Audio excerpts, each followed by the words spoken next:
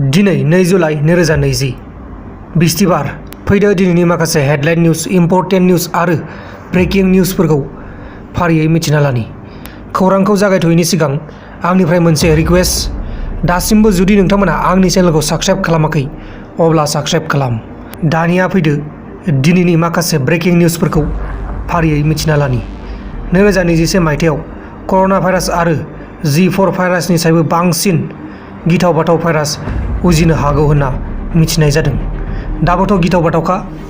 लोगोसे टिकटक बेन जाखांनानै हिमाचल प्रदेश सरकारा जोबोर गिदिर थांखि लादों।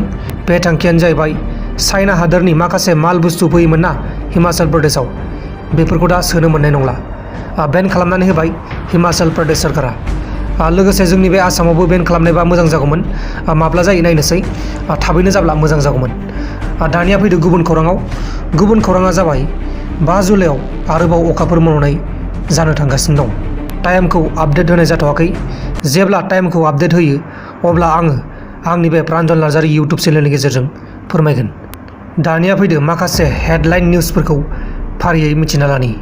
गिबि हेडलाइन निउजआनो जाबाय भारतआव टिकटक बेन जाखांनायनि उनाव चाइनाया नोगोद 4,000 कौटि रां लस जादों। जोबोर मोजां खौरां।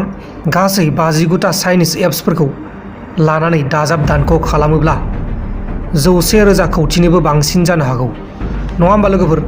जुदि बे टिकटकनि थाखायनो 45,000 कौटि रां जादोंब्ला गासै 59टा चाइनिज एपखौ लानानै दाजाब दानख' खालामब्ला 1,000 कौटिनिबो बांसिन जानो हागौ।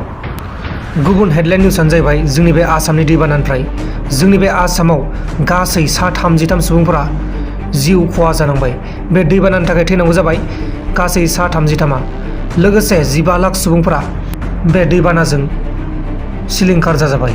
सोरहाबा न' बां थांजाबाय, सोरहाबा बिथा थांजाबाय, सोरहाबा गावनि गय बागान, थाइजौ बागान, बायदिसिना बागान सिलिंखार जाजाबाय।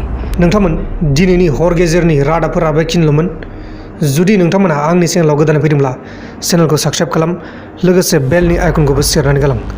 अब्लासो आंनि गोदान भिडिअफोरा नोंथांमोननिसिम थाबैनो नटिफिकेसनाव सहैगोन। बाय बाय, गुड नाइट।